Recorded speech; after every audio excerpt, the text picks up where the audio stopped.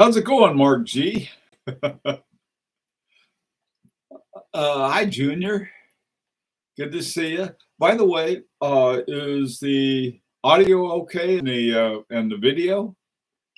Everything sound all right? Oh boy. Uh, well, it's cold this morning, and so I'm all bundled up. Today, what I'd like to do, and we'll wait till more people come, and then and another, I want to talk about there's a memorial tomorrow for blue shirt Buddha. Or um, yeah, let's do some dawn patrol. Okay, good. Hi, Big Sal. Um, anyway, hi, Eric. How's it going? Um,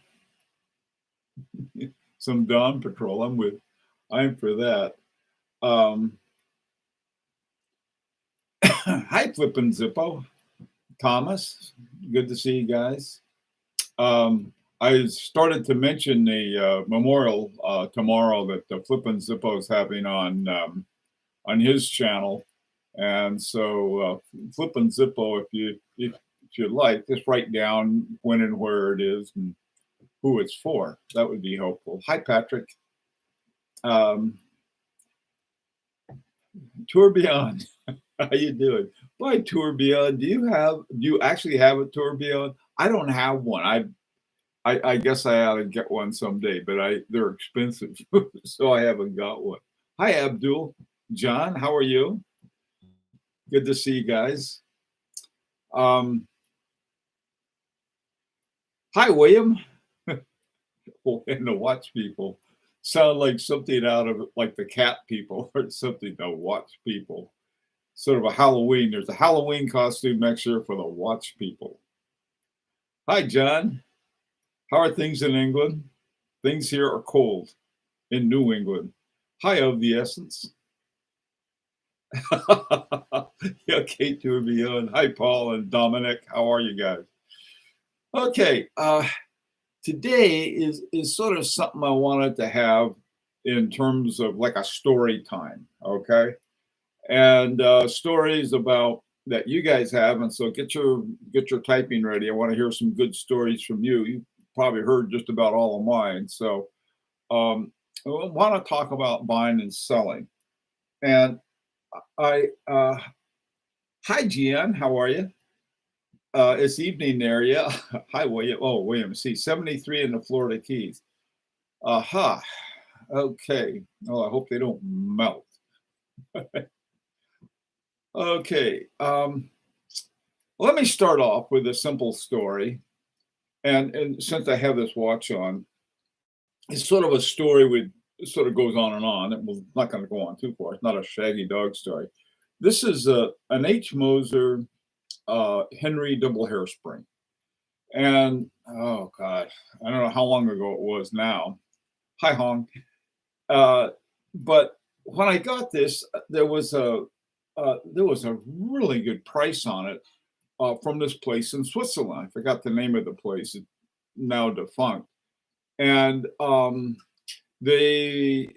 it was one of those places that wanted a direct wire. I mean, you couldn't buy it on a credit card or anything like that. So it required a direct wire. So I saved up for it and got it, and everything was fine. I got a great price, and the watch was brand new and become one of my favorite. The horology in it, especially, they don't make double hairsprings anymore. Okay, so that was part one. All right, a no hassle, I suppose, watch purchase. And then about I don't know 4 or 5 years later, there was this other watch that I wanted that was also an H Moser, and it was one. It's funny. It was a small second with I think it was an Endeavor small seconds with the Rolls Royce emblem on it from the Rolls Royce Enthusiast Club, which is an English club. And so I thought that would be cool. I used to have a Rolls Royce, and I thought, man, these are fun to have. So I wanted to get one. So I made a deal with the same guy, and he was all set for it. And so I said, well, I was just going to give him a credit card. He says, no, I can't take your credit card. And he gave me a big song and dance about that, and that's okay. So I said, well, I'm going to have to save up for it then. I said, give me a while, and if once I get it saved up, will you still give me the same deal? And the guy says, oh yeah, I'll do that. Hi, Tim. So so I saved up and went back to the guy, and I sort of got a little run around. Next thing I knew, he said it wasn't for sale anymore. Then I found out that then he went out of business and he got into a fight with his family. Some of you guys may know the same one, but that's like what I'm talking about. Some kind of watch story, or if you sold a watch. Um, I've sold watches primarily by two of them. I did a trade in, not a good way to sell your watch. Another I did using Chrono 24. That was okay. The thing about Chrono 24, I guess there's some watches, if you have a really popular watch, I think it'd be a lot easier on Chrono 24. It took me a while, and I got impatient. And then the final one I did was on Sotheby's auction, and that was really a very good experience. The downside of it is they do charge you 8%. They charge the buyer 26% or 25%, and then they charge the person selling. I didn't realize it was that much. I thought it was just a little bit. And when you're talking about a lot of money, that can like these guys who sell their watches for $20,000. 8% clip is like $3,000. So it can add up. Okay, hey Thomas, what you got? We're doing okay, yeah. By the way, too, everybody take a look at Thomas's comment. This is what I was talking about. This is let me read it out for you. We're doing a tribute stream for Bruce Blue Shirt Buddha on Sunday tomorrow on the Flippin' Zippo channel. It starts at 2 p.m. Eastern Standard Time. 7 p.m. GMT. We're asking to hop on the screen and pay tribute to Bruce. Okay, I'm down for it, and I think it's a great thing for you guys to do.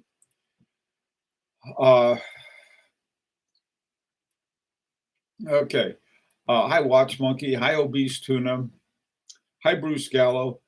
On a Parmigiani retrograde. It's been shipped, negotiated a great deal. Oh, wait, the Metro grade. That watch is a great deal. This is a funny thing. I was talking about this place called the Watch Outlet. And everybody who's bought from there has had a really good experience.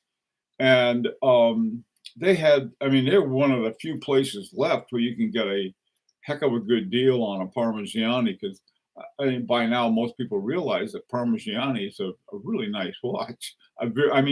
Horologically speaking, it's got a living, well-known watch maker in Michel Parmigiani. One thing that if you want to find out about Parmigiani, do a Google search for Parmigiani Breguet. He made a Breguet watch that's just incredible. Anyway, a lot of talent. Okay, Essence. Okay, I have a pretty funny watch purchasing story. Did you want to call people out so they aren't all typing at the same time? Saw that Mark G has a story too. Yeah, what Mark took his down. Yeah, I'll read them all out as you guys type them. Hi, if you click the comment in the StreamYard, it highlights on the bottom of your screen. Oh, it's good to know. Thanks, Rancher. Hi, Watch and Pray. Okay, beware of buying watches, lots of fakes, replicas. Buy from reputable sellers if possible. I don't think I've ever. John, you have a good point, obviously, but I've got all of my best deals from irreputable dealers. They're not so much irreputable; they're just sort of 47th Street kind of guys that you have.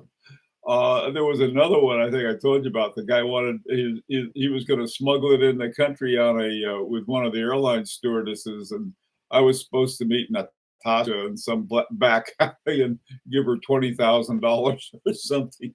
And Man, that sounded like fun. If I had the right guys with me, I probably would have done it. But John, yeah, it's always good. You don't want to buy it from a crook, um, unless it's a sort of. It reminds me of you know, you want to buy it from an honest crook. I'll put it that way. There's an old joke about from Chicago. An honest politician in Chicago was one who stayed bought, which is like okay. Point well taken. No. Um, Hi, Lucian. Let's see. My story is keep I keep buying, and I say I'm going to sell one, but never do. You know, Dominic, I had the same story for the longest time, and I the first one I sold, I was selling, not trading. See, the thing about trading in, it's so easy to do. On the other hand, selling it, you know, there's it can take a while. Here's sort of a story about selling. This is one I went to buy and didn't buy. People, you know, all they got to do is, you know, give their watch a little rub, make sure that the light is okay on them. It's hard to do with this right here, but and then take a picture of it.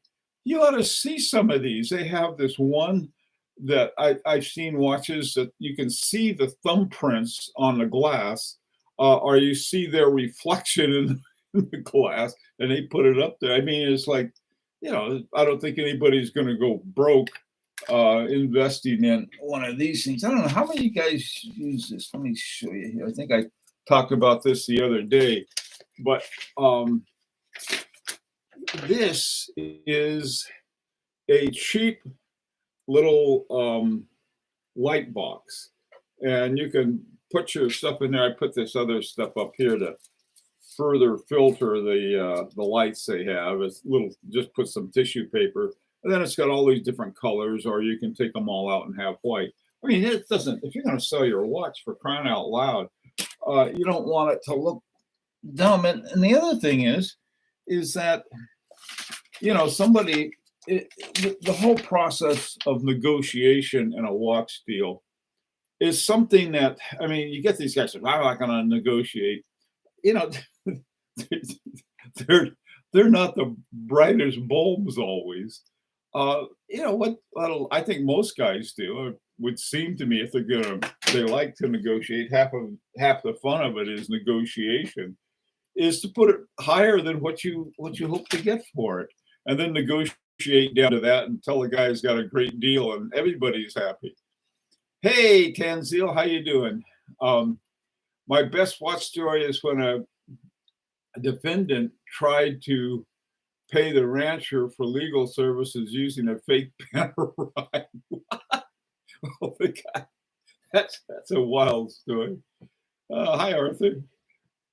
Watch Monkey, did you purchase a Trebus watch? I don't know what a Trebus watch is, and the answer is no. So, unless you're talking to somebody else.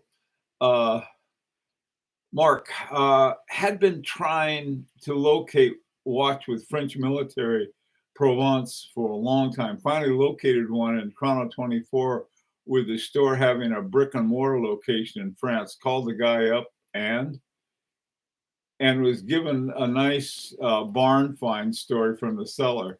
It seemed plausible, so we cut a deal.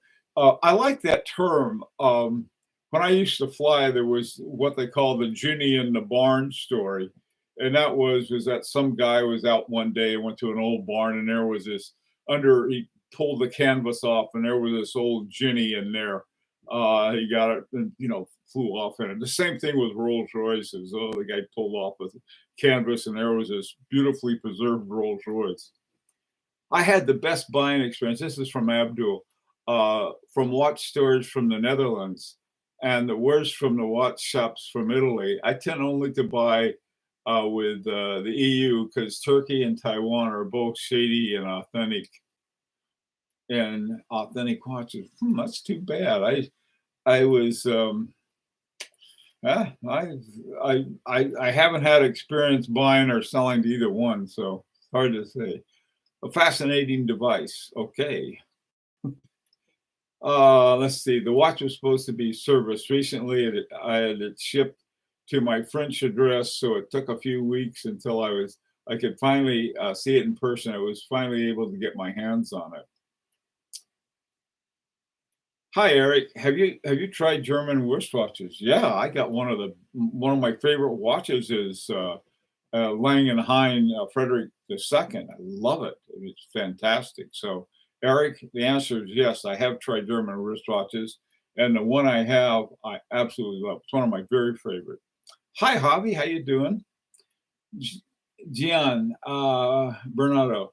In a group where I'm admin, we tried advocating taking good photos of watches being sold.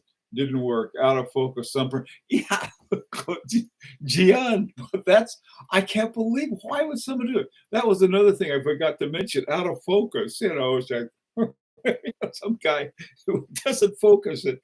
I mean, like using your phone the way you focus with your phone, you simply put your thumb on it or something, and it perfectly focused. I mean, I'm not talking about somebody with some single lens reflex and some big gigantic photo studio or something like that. I'm talking about using your iPhone and your sense. The other thing, just yesterday, I was taking some pictures with my it's called a loop system. I don't know if you've seen it or not, but a loop system for selling is great if you want to if you have something special you want to show. For example, I was trying to take a picture of this. How about what is it? A Geneva seal. This thing has got this little gizmo like this, and you take off this piece, or this is otherwise really great loop, and you sort of twist it on here, and then you clip it on your mobile, on your, in my case it's an iPhone.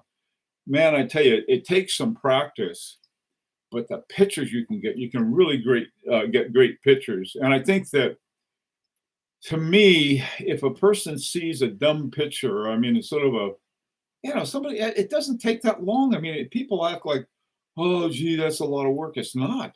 Not, it doesn't take long at all to take a picture. You don't have to use a loop. You can take, I mean, with the resolution they have now of phone cameras, you don't need it. But sometimes, if you want to have, add some detail to some special feature of a watch you're selling, this thing doesn't want to go back in its drawer. I don't blame it. It's having fun with everyone else.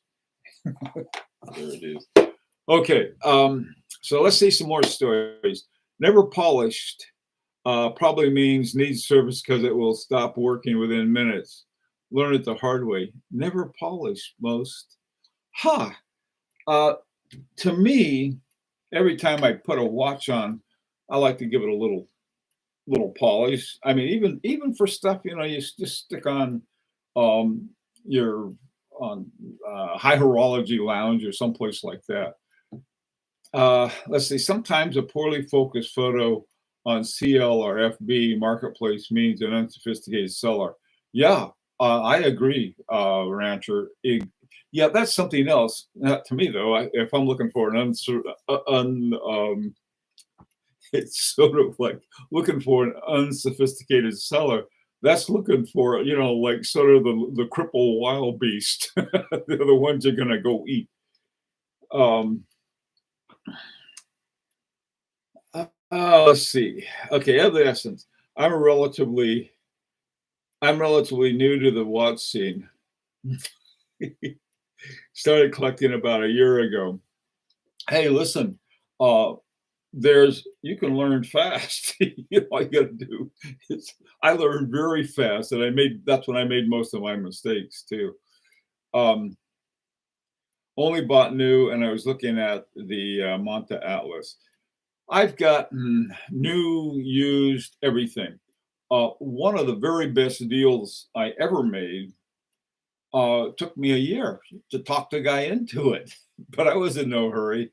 And the guy couldn't, I mean, if you have a year to talk someone to lower their price, that means they haven't sold it in a year. This was some guy had a thing on eBay, and it was a watch it was one of those watches that I wanted, but yeah, I didn't have to have it. and turned out to be one of my favorite watches. It's my blue Parmigiani Colpa. God, that thing has been a wonderful watch. It broke. I paid went and had it serviced and overhauled. It's like brand new now. And that's another thing too. Uh, there's another watch I'm going to be talking about on Monday, and when it came, there was one little thing about it that I wasn't sure about, and I had to replace a part. Unfortunately, I had it, and so just real quick, it was on a one of the band parts. It wasn't a big deal, and but it was such a good deal. I got a great deal, great price. There's something else too. I may have mentioned this before. In fact, I know I have. But the eBay has become a more desirable place, as far as I'm concerned, to buy a watch in this respect. It goes to, from the seller, it goes to an authenticator before, and then the money that you paid goes into escrow. And then once the authenticator says, thumbs up, and that's I think good for buyer and seller. And here's why. If somebody gets your watch and says, nah, it's not it's a phony or something like that, and it's not, I mean, you don't have a lot of recourse. And then you got to go back and get your watch back and all that kind of hassle. On the other hand, with an authenticator, they look at it and they say, thumbs up or thumbs down. That I like. They also, if you get it without any papers or without any box or anything, what they do is that you get a little authentication card, and it says, and gives you all the information and tell you it's guaranteed to be authentic. And if you're buying a watch with no papers, that's really helpful later on. You say, well, I got this, I have a authenticator guarantee. Recently bought from eBay. This is from John. It was worse than Mission Impossible to get the seller to send possible. He would find all kinds of excuses. COVID, and after a long period of time, he finally sent me the parcel. John, I tell you, that's, if you buy from eBay, I would suggest to you, tell the seller you want it to go to the authenticator. And, then the authenticator, they send it in a real nice box. They know what they're doing. I know what you mean, though, with I had a similar experience, but it was this guy in Poland. And first of all, he delayed and delayed and delayed for some reason I didn't know. Finally, he sent it, and I was able to track it, and boom, it got stopped. Boom, that was it. And it was stopped because of some kind of thing with the pandemic. Thomas, let's see, would you recommend taking your own loop and polishing cloth to a shop to inspect the watch before thinking of buying? Yeah, I don't buy in shops. There was one guy on 47th Street where Federico said, don't go there. Got two of the best deals ever. And the guy had his own loop. So he said, here, take a look at it, and handed me the loop. But I would recommend that. I'll tell you a funny story. When I went to hear a talk by F.P. Jorn that the New York Society had, the New York Horological Society. And I showed him my resonance.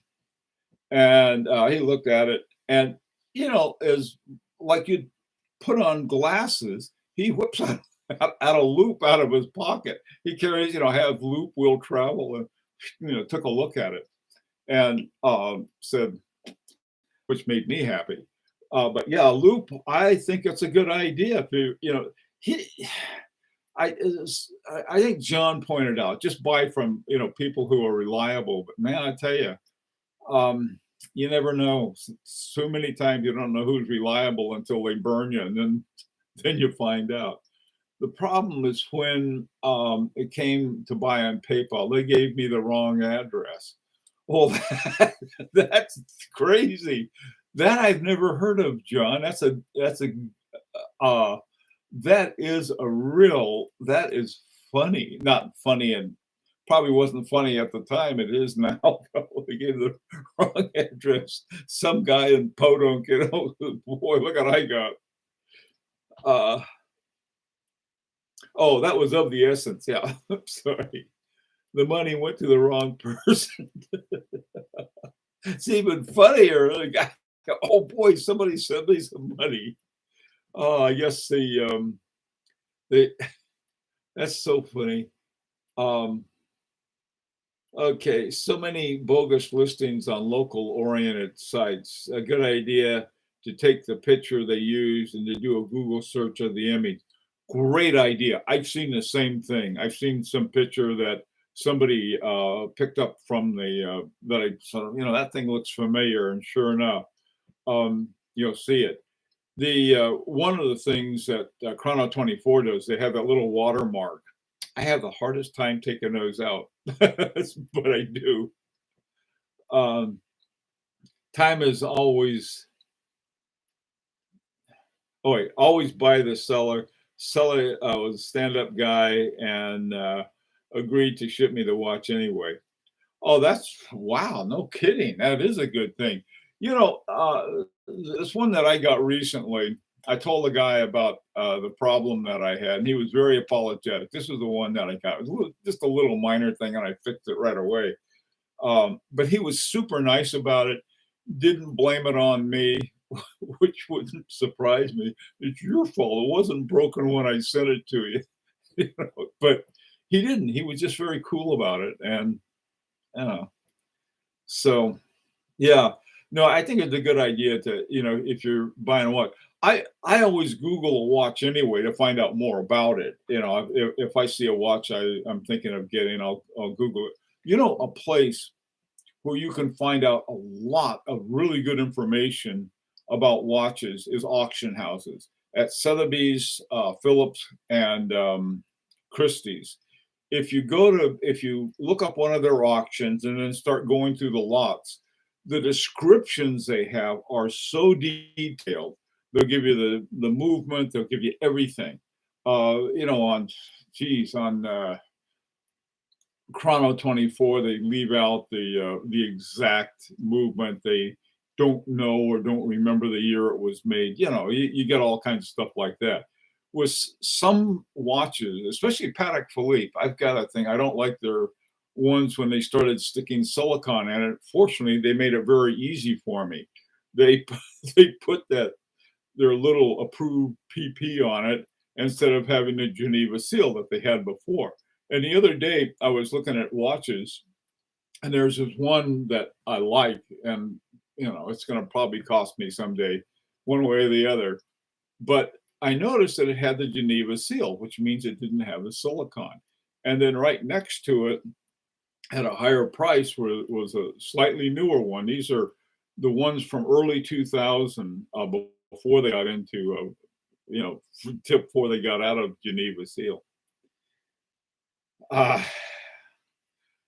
Eric, you want to know my wrist size? I got a 7.5 inch wrist. Okay, and even with that size wrist, my double hairspring was pretty big watch. It is a good size watch too.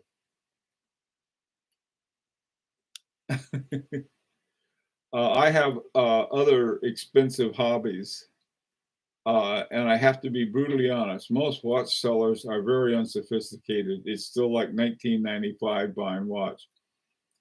Yeah. I, you know, I, in selling a watch, one of the reasons that I have newly discovered auctions, those guys are really great at selling stuff. They can sell rowboats to desert rats. These guys are great. I am one of those person that's not a very good salesman. I just don't. I couldn't sell life preservers on the Titanic. It. I don't know why, but I'm not. Like, uh, not into selling stuff. So if somebody starts giving me a hassle or something, just out of sheer orneriness, I'll tell them, tell them to go jump in a lake. But I do enjoy negotiating. Somebody like when I sold my Patek Philippe, some guy came in and he had some ridiculously low price that I don't think he was even serious about. He was I don't know why he even did it.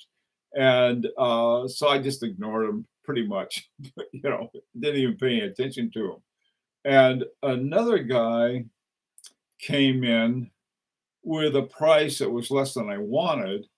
And so I did negotiate with him. And, that's something that to me is a very delicate thing. But I'm not one of these, these hard negotiators that, sort of put their foot in the door, with a vacuum cleaner and buy it or I'm never leaving.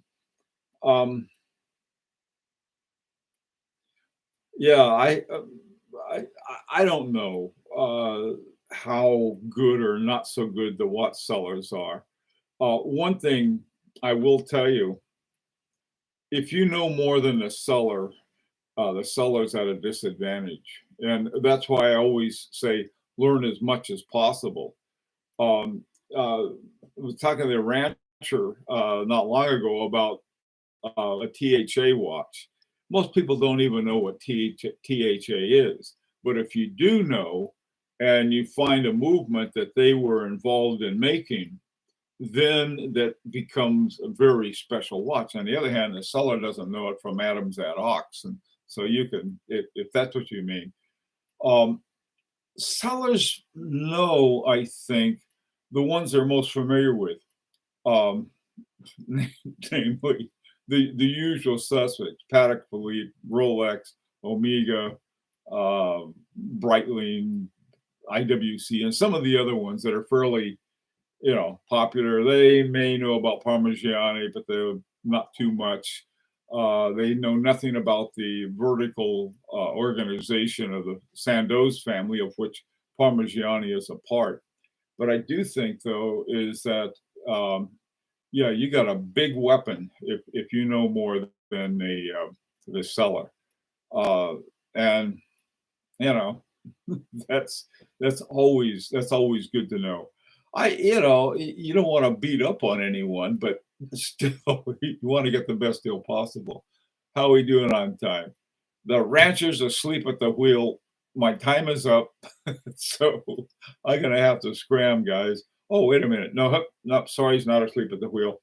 Frying pan time. There it is. My thing didn't scroll. Okay, you're talking about professional sellers and not amateurs.